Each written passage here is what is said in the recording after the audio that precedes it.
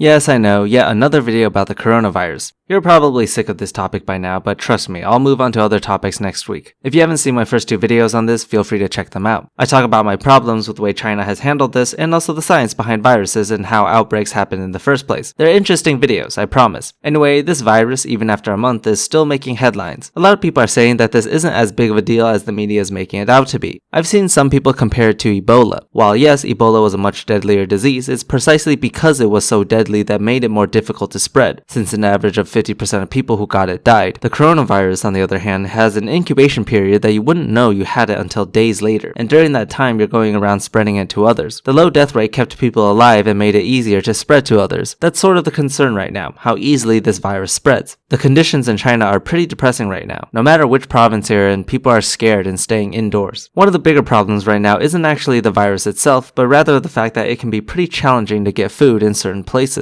Many supermarkets and grocery stores are closed. People aren't working, people aren't selling stuff, and that includes food. Staying locked up in your apartment sounds fun and all, but eventually you'll need something to eat. Now, that doesn't mean you can't get food at all, but sometimes you may have to travel relatively far just to buy some vegetables. Especially those that are too old or fragile to walk long distances, it can be pretty discouraging. Anyway, we're not here to talk about that. Whenever there's some news like this, there's always going to be reactions to it by the general public. And needless to say, many people decide to jump up with their own stupid conspiracy theories, while some others decide to openly become a racist. I've seen a few tweets here and there claiming that the virus came from a laboratory that was secretly developing bioweapons, and that they made a mistake or something and the virus got out. What a crazy conspiracy theory that is based on absolutely nothing. Besides, this is such a weak virus. Surely a laboratory developing bioweapons would make something stronger. Personally, I'm so glad that bioweapons are internationally banned. Can you imagine how much damage could be done if bioweapons were allowed in war? Like you just drop a nuclear bomb of laboratory developed bacteria into a country? I can't even fathom the idea. Anyway, highly improbable that this virus came from a secret lab. But of course, the conspiracy theories don't just stop there. Okay, so if there's one thing that we can be sure of, is that the powers that be are going to constantly keep something out in the mainstream media to keep the people distracted and terrified and worried about. The most recent thing that we have now going on is this coronavirus. Now, what do we see at the end of 2019? Or around like the middle of 2019, we saw massive protests in China. I guess Hong Kong is just China now. Whatever political stance you have on Hong Kong being part of China or not, completely up to you, not the point of this video. The people in China, they're under this system where it's like a social crediting system. Like if you, like depending on what religious views you have, what political views you have, what you post on your social media, and that's basically what that's about over there in China. And the people, they got fed up with it. So there were these massive protests taking place, like towards the end of 2019. There was videos online showing the people of China out in the streets in the hundreds of thousands, if not millions. Okay, well, the protests in Hong Kong are certainly not because of whatever you just mentioned. It's due to the Fugitive Offenders Amendment Bill, which is more to do with the protection of criminals from other territories. Unless you're not talking about that protest, which I'd find to be odd since you mentioned the hundreds of thousands of people on the streets. That's literally the Hong Kong protest. Your misinformation aside, what does this have to do with the coronavirus? I personally find it odd at this point that this new coronavirus originates in China shortly after those massive protests are taking place, wherein the Chinese people have taken to the streets, going head to head with the police. Okay, so you think it's suspicious in that the Chinese government could have released this new coronavirus to stop people from protesting in Hong Kong. Now, the spread of the virus has certainly dwindled the number of people protesting in the streets. After all, you don't want the virus to spread. And this is exacerbated by the fact that there are already a lot of cases of the virus in Hong Kong. You know, if you actually think about it, a novel virus outbreak would actually be a good way to get people to stop publicly protesting, I guess. But I doubt any government would use such a tactic, especially since it would have such an economic toll for the country. And until there's any evidence to believe that this is the case, we should all remain skeptical. If the only proof you have is that the timing seems to overlap, then I'm sorry, that's not good enough. Anyway, D Marble continues to spew absolute nonsense, showing that he hasn't even so much as read a single article about the protest or how China operates in general, so we're gonna move on. Since when do Chinese people want to be friends with me? What is this new, you smiling, you asking me questions?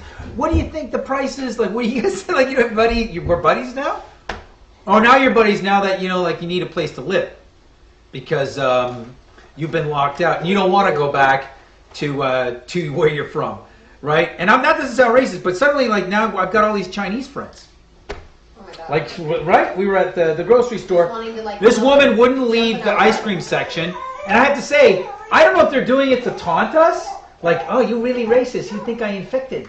Okay, I doubt anyone would contact you of all people in an attempt to find a place to stay. Now, I don't know where you live. I'm assuming it's the United States because you're wearing a flat earth shirt, and let's be honest, flat earthers don't really exist anywhere outside of America. Chinese people who don't have homes in the States already generally aren't going to come here even if it means escaping a virus outbreak. So I'm gonna make an educated guess and say that they're just trying to be nice and you're being an asshole about it. But in the off chance that it does happen, Chinese people living in the States usually have pretty good connections, and the default move would be to ask one of their friends first for a place to stay. The thing is, in Chinese American culture, especially for older generations, there's a huge thing about always helping each other out. It's called 互相帮助. Because of all the discrimination and hardships that Chinese Americans had to go through a few decades ago, not so much now, it's sort of become a culture. It's less prevalent in mainland China, but for Chinese Americans, it's been a thing for a very long time. So Chinese people who live in the States and need a place to stay usually won't have too hard of a time finding a friend willing to help. Very unlikely they'll try to become friends with a stranger for this purpose. But regardless of all that, I think we can all try to be a little bit more empathetic anyway. This guy here is talking about Chinese people as if they're some sort of other species or something. Every so often he throws in a weird comment like this.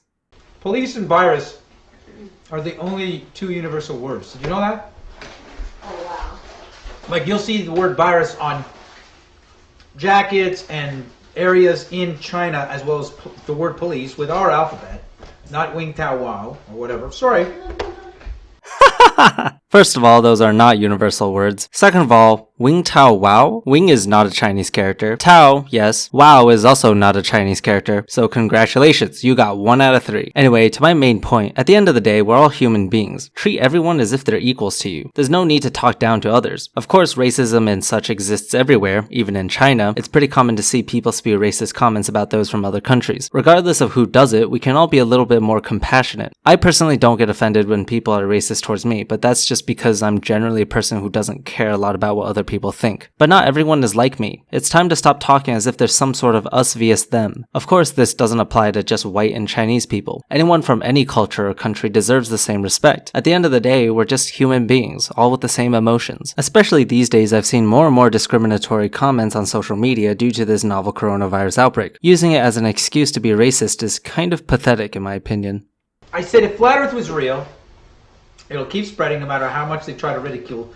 If this argument is good, it will just continue to forge through while they try to intercept and imitate and twist it and make it look like something other than more land is hidden all around us. The only way to stop flat earth is just two ways. You kill everybody.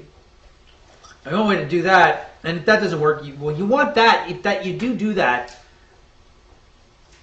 it's like the World War III. If they don't want to fight, well, then it's virus. You got the chemtrails ready to go. You just need World War III maybe to cause confusion, have somebody to blame, or you just blame a virus. And if you figure out that it's flat and it wasn't a globe, well, they're just going to start putting up walls. And then they put up walls, and then some of you don't like it, and some of you like it. But then it's like, oh, you don't like it? Okay, virus. Now how do you like them walls? Yep, you heard it here first. The coronavirus was created in order to stop the spread of the flat earth ideology. Like, I always knew that flat earth was a gateway to other conspiracy theories, but goddamn. Hang on, there's more. Boo, they got you locked. They got you quarantined in your house. And if you try to leave, they come and fucking nail your door shut. All I'm seeing is like, oh, you're going flat, are you? All right, you're nailed inside your house. Good luck fucking trying to prove it's flat now, fucker. You're not going anywhere. I know you're going to try to walk to fucking Antarctica in 2020. So we're nailing you in your house until you run out of food. And if you didn't get your food for the pandemic, that's your fucking case. Oh my God, they're all dead. Wow. What did they die? It's like starvation. Right? Not even a virus. But then they'll go, oh, it was pneumonia and it was Babalu or whatever, Belusa's ass. What is this thing called? Coronavirus. Wow. Carnivorous. Man who can't even speak his own native language properly makes fun of another language and accuses the government of using this virus as a way to suppress flat earth. Everything checks out. Oh, and apparently they're nailing your door shut in the process. I don't even know what to say at this point, except for the fact that the internet is full of weird videos talking about all sorts of nonsense. This man even has quite a few videos up on his channel ranting about the coronavirus. The one we looked at today talks about how the coronavirus is delaying our trip to the moon, which apparently is another way that the virus is stopping the flat earth ideology. Like, why even make an announcement to go to the moon in the first place if they were truly hiding the shape of the earth? God, it's just one stupid claim after another. Anyway, I'm going to end this video here for the sake of your sanity. I see no benefit in playing more of this guy's video. Thank you to Fireshard, Liam, Don Jessica, and Joe Goldenberg for their loyal support over at Patreon. And I'll see you next week where we shall be resuming our regular style of debunking videos, with animation of course. Animation in quotes. Okay, bye.